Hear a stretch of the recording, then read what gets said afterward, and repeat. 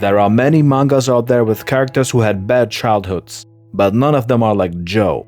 Adversity and trauma can break any human.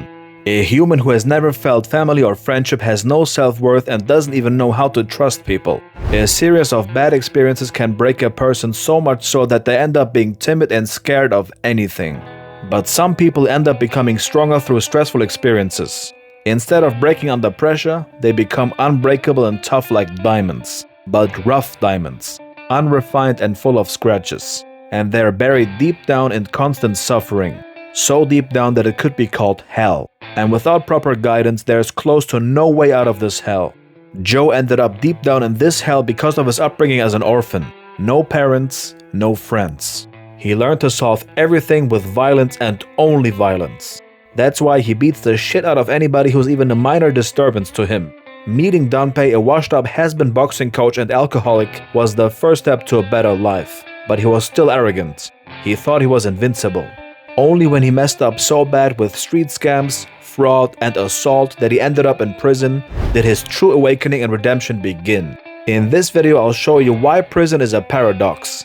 It stole Joe's freedom but made him as free as a hawk at the same time, and changed his future forever. It gave him a tomorrow. In the prison for kids, he was confronted with some minor threats and the boss of that prison cell, Nishi. But after beating the crap out of him, he ended up being sent to juvie. Funnily enough, he was sent there with Nishi. The two ended up becoming friends and sticking together in the juvenile prison. But Joe still had an arrogant mindset, especially after whooping everybody in the kid prison just days ago. But here, it would be different. These were actual teenagers looking like adults with scars and battle wounds. Joe gave them some resistance and obviously fought back because that's his language. But as Joe was trying to escape from juvie, he encountered Rikishi, an ex-pro boxer, and formerly ranked number 6 as a featherweight in Japan. Rikishi knocked out the pigs Joe was riding as an escape out of prison. Don't ask.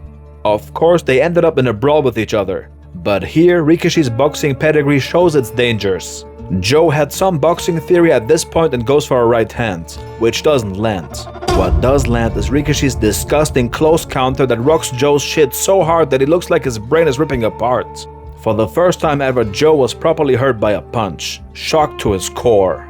This is where the rivalry between Rikishi and Joe starts. This starts a chain reaction of Joe wanting to knock him out and wanting to learn every possible technique there is in boxing. He becomes obsessed with it. He sits in the isolation cell thinking about what just happened. The difference is that big, he says. He's acknowledging Rikishi's power even after getting whooped by him in front of everybody. This is the first big step in Joe's development. He thinks about the postcards Danpei sent him to prison. That's where he got his boxing theory from. But he only got the jab down. His other punches weren't that refined. This is where Joe's brain goes into enlightenment. He knows where to start in order to beat this dude. He says this is really interesting. Rather than trying to escape, this will be a lot better. He can't accept that his freedom has been taken away from him. But even more than that, he can't stand that he lost. He vows that he will hit Rikishi back soon and make him crawl on the ground like a worm. There is no better motivation than having a strong opponent. And even better if you want to get revenge. Revenge is an unlimited force of motivation.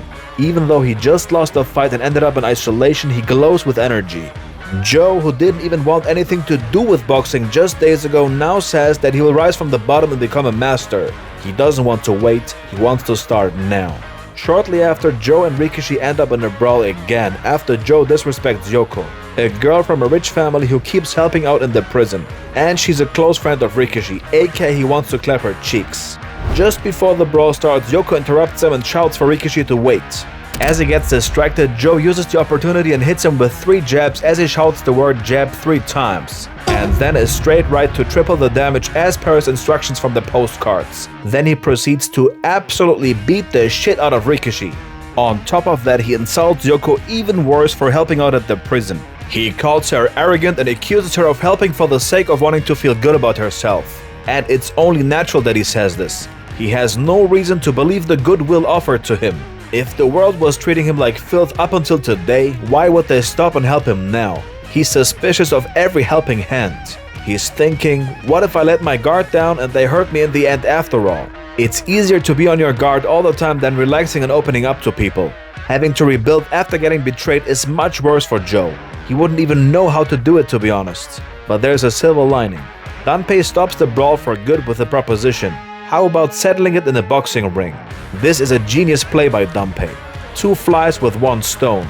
He stops the fight and trouble for Joe and can insert himself into the prison as a coach. That way he'll be able to visit Joe all the time leading up to the fights. Yoko, the rich girl, is interested as well. Since her grandfather is interested in boxing, he sponsors all the equipment and boxing ring too. Thus, the real boxing path begins for Joe. Danpei's next lesson is so effective that Joe ends up unconscious on the ground. Nobody knows what happened. The inmates and even the guards are furious with Danpei for treating his student like that. But Danpei doesn't care one bit. He just says, this is for Joe, for me. That's for tomorrow lesson 3. This is a reoccurring theme in Ashita no Joe. It's called Tomorrow's Joe for a reason. Everything he does is not for now, but for tomorrow. Someone as impulsive as Joe, who only thinks about today, slowly learns how to invest in a longer time frame. Danpei says it's for the match next Sunday. It's for tomorrow. As he looks up into the future, he doesn't just think about the fight with Rikishi. He thinks about Joe's whole career as a future pro boxer and world champion. After ending up at the infirmary, Joe just sits there in silence for 3 days. Suddenly, he stands up and starts attacking Nishi, his friend from the kid prison. Even though he was watching over Joe for 3 days, Joe thanks him with the knuckle sandwich. After Nishi ends up getting knocked out, Joe says, thanks, that's for tomorrow lesson 3. It's safe to say that Joe is a madman, but it's not as simple. He has no way of practicing what Danpei showed him 3 days ago. Nishi is the only sparring partner and he wasn't ready to attack Joe just like that. Joe is still an asshole for this, but for him this is nothing, because he grew up like that. Hitting people and getting hit was just his daily life. But this wasn't enough. After this, Joe jumps out the window on the 2nd floor and flees the crime scene. He wants to practice the For Tomorrow lesson 3 more. He needs more life examples. The prison guards chase him but only find knocked out inmates along the path he ran. He left a trail of bodies like breadcrumbs. And when they finally find him, they see a horizon full of bodies. The doc examines the scene that could be called a murder scene and says that something is odd. Those victims suffered a concussion with 1 punch. He knocked out every single one with 1 punch. When Rikishi hears this, he almost crashes out in front of the whole prison. This scares him so much that he does the only logical thing any professional boxer would do. He proceeds to knock out angry cows. He beats them up so bad that they have to be sent to the vet right after. This is not a prison, this is a slaughterhouse. And then the fight begins. Joe, the orphan who learned to box through postcards, versus Rikishi, the ex-pro boxer number 6 in Japan. On paper, a super fair fight.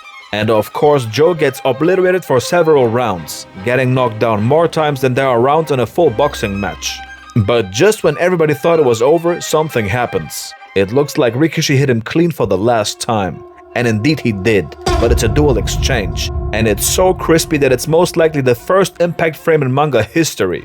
Both end up getting knocked out by this exchange. It was the For Tomorrow lesson 3, the cross counter. It's the power of Joe combined with Rikishi's power. Let's unfold this. This is Joe, who wouldn't listen to anybody. No discipline or goals. Just a hoodlum walking in the streets causing trouble.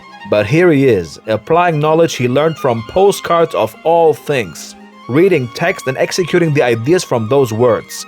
The only language he understood was violence, and that's why when Rikishi used violence on him, he understood the message crystal clear, because it was communicated in his native tongue. On top of that, he couldn't accept that someone would beat him in fighting, the only skill he's proud of. This transformed Rikishi into unlimited energy for Joe, and that's why I like Joe. His innate stubbornness born from endless opposition and stress in his childhood shaped him into this. No one is allowed to get the better of him. For every punch, he'll give his opponent 3. This makes him grow with his challenges. He cannot thrive in easy times. Weak opponents don't mean anything to him. When Danpei knocked him out during the For Tomorrow lesson 3, he just woke up and pondered for 3 days. Any other normal person would be outraged. Imagine growing up in a good home with a functioning family and then getting knocked out by some old dude with an eye patch. Joe's life was so chaotic and bizarre that this is just an inconvenience for him. He was built under such stress that he can still take a learning lesson from getting punched. That's why prison is the perfect training ground for him.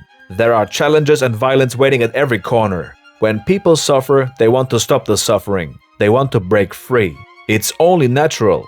When they don't get love nor recognition, they want to be seen. Joe fights for freedom and recognition. He fights for a better future. He fights for tomorrow.